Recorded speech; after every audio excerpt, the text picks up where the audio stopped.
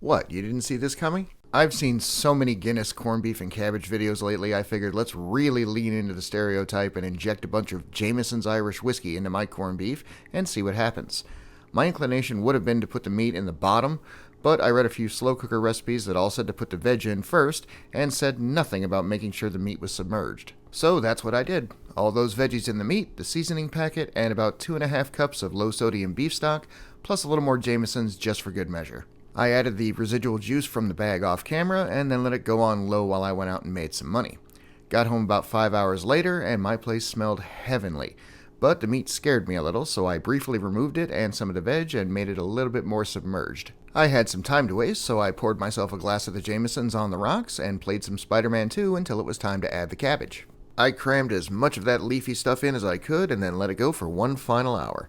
Then it was time to remove the beef and let it rest for at least 5 minutes before slicing into it and seeing heaven on earth. I know from experience, because the footage is sped up, that the internet is going to claim the meat was tough, and you're wrong, so shut up.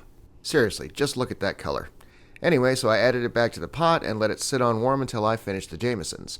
Absolutely marvelous. Happy St. Paddy's Day.